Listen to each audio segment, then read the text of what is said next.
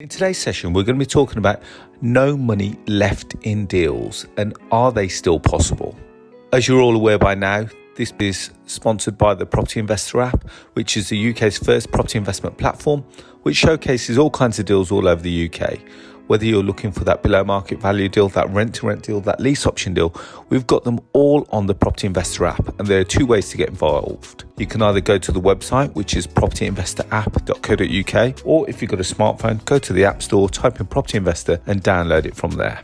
Now, let's get straight to it. What is a no money left in deal? And if you don't know about it, this could actually be quite a game changer for you. So let's get straight into it. A no money left in deal is exactly that. A deal where you have none of your own money left in the actual transaction, which means that you've been able to pull all your money out of the deal. And ultimately, that will give you an infinity return on your investment because you've got none of your own money left in. Now, think about this. Why would you want a deal that's got none of your own money left in it? And the simple answer is because it allows you to go off and do more deals. It allows you to go off and make your money work harder for you. It allows you to go off and purchase more properties, allows you to generate more cash flow, which ultimately is going to get you to that goal of financial freedom. So it allows you to remove yourself from that job that you're already in. It allows you to potentially go on more holidays, spend more time with your family. And ultimately, that is the goal for everyone. Let's agree. Because, if we can buy ourselves more time, with that time, we can then choose what we do, with who we do, and when we want to. So I'm going to give you an example of a no money left in deal. So let's just imagine that you purchase a property for £100,000. And this property, when you purchase it, is a standard single let. And you may decide that you want to convert this into a multi-let. And this is quite common, this example that I give you. So you're going to try and convert it into a multi-let, whether it be a 4, 5, 6 bedroom HMO. And as a result of that, you're going to have to spend some money on converting it into a HMO. Let's just imagine that the average is that you've spent approximately £10,000 on converting it into a HMO. Now, what you're hoping for is that by doing the initial works, you've increased the value of the property significantly. And as a result, when you come to refinance, that property will now be worth within the region of £150,000.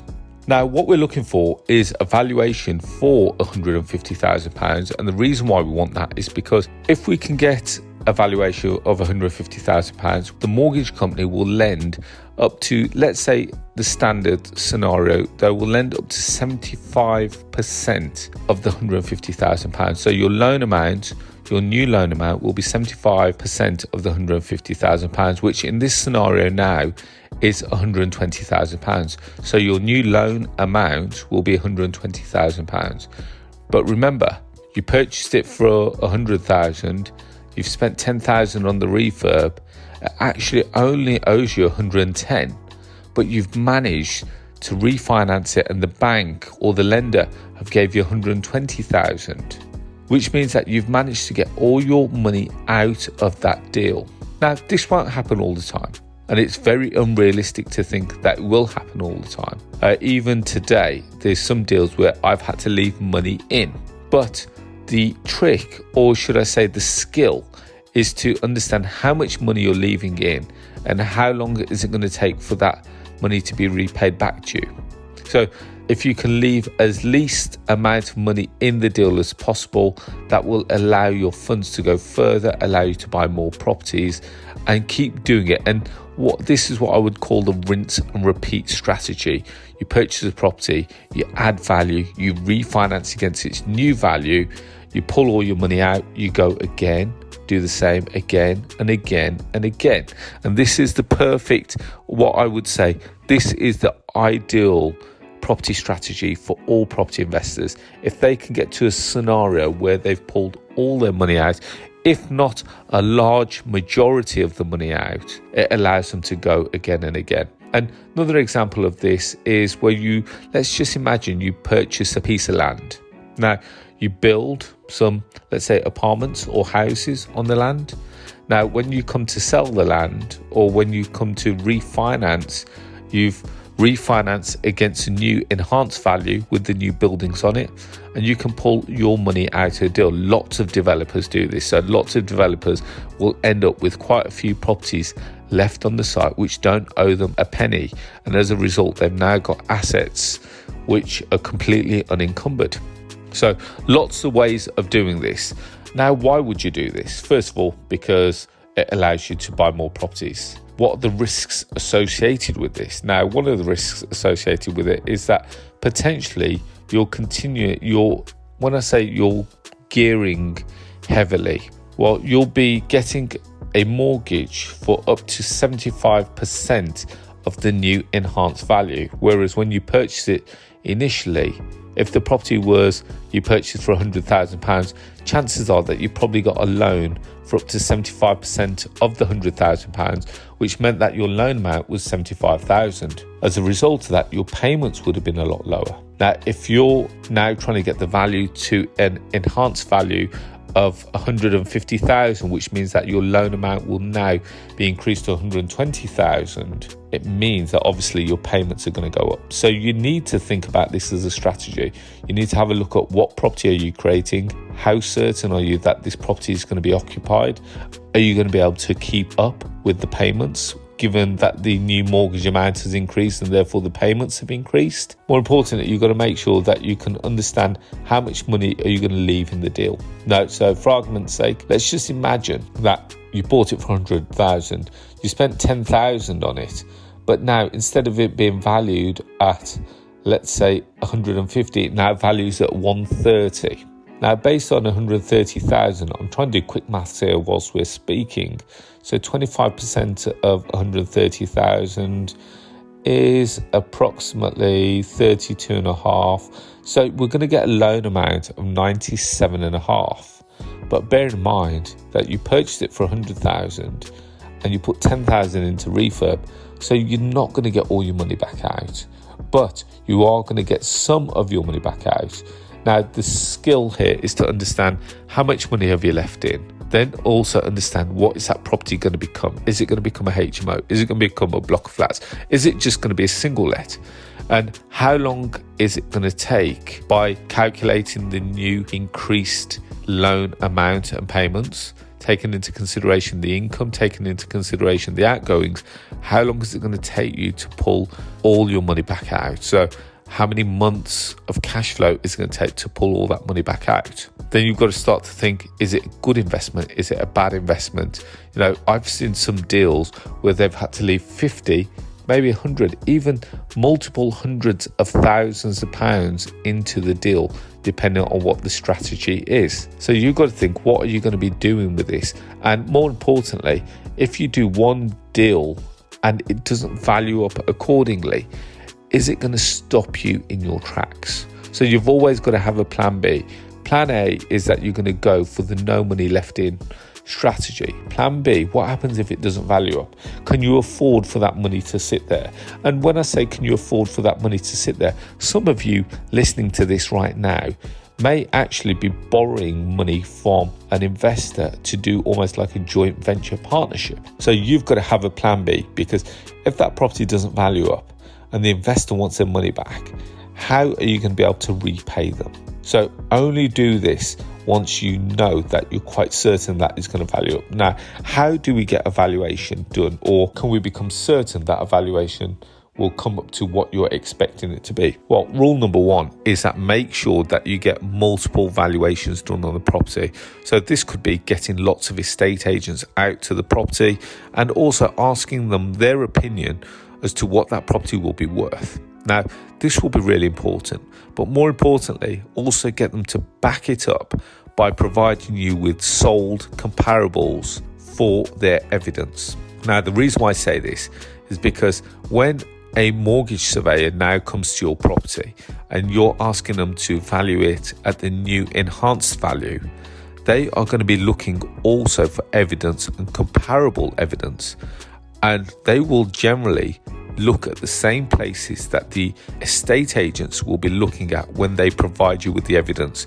So if the estate agents can provide you with clarity and good evidence of properties that have sold, when a mortgage valuer comes around, you can potentially show this evidence to the mortgage valuer to back up, or shall we say strengthen your case for the enhanced value. Now, and again, you don't have to do this work right at the end. You could start the work of speaking to estate agents right at the very start of the project. So saying, guys, okay, I've got this 3-bedroom house. I'm going to potentially convert it into a 5-bedroom HMO, potentially with en-suites, whatever it may be. Have you sold any HMOs in this area? Have you got any comparable evidence? Have you got something that can back it up? Because I'm potentially either looking to revalue it after or potentially sell it. Now, if an estate agent thinks that they're just there for free valuation, they may not be as motivated to provide you with some details. So sometimes you have got to say, well, tell you what, we may sell it, and if so, if you can provide me with some details, it could be an opportunity that we do sell. So, you're trying to get them to provide you with some information, and sometimes this information, they may charge you a little bit of money. Could be anywhere between £50 to £100, but bear in mind that if this information is good, this is going to save you thousands of pounds. So don't scrimp and save if they want to charge you for this info, but bear in mind that the information has to be correct. So I'm just trying to think, what are other cons of no money left in deal? There isn't. You've got to be comfortable with the fact that you're going to have a quite highly geared portfolio. Now, as time progresses and as the market moves, again, that property may increase in value. So even though you had the enhanced value of 150,000, later on, 2 or 3 years down the line, it may be worth a little bit more money. So you may then decide again, are you going to refinance further and pull out any further equity out of the deal? Now, lots of people do this. Lots of property investors do this, because when they refinance, this money is pretty much, in essence, tax-free money. So you don't get taxed on the refinance funds. And as a result, lots of investors then use this to pull out this money. Now, the one thing I am going to say, and this is pretty much my disclaimer, to say there's no point taking out further debt unless you've got a good use for that money. Because remember, you are borrowing funds, and those funds come at a cost. So if you're literally taking money out with no clear avenue or no clear strategy to use those funds that you thought may have been a benefit, in actual fact then become, let's call it a negative, or instead of them being an asset, they then become a liability. Because the reality is you're paying for that money. And if you've got no clear avenue and you then go off and spend it on, let's say silly things like holidays and stuff, and you're not making the money work for you, it's the wrong way to use that money. So be very clear. And I've seen lots of people do that. And yes, they think, oh, okay, this is free money.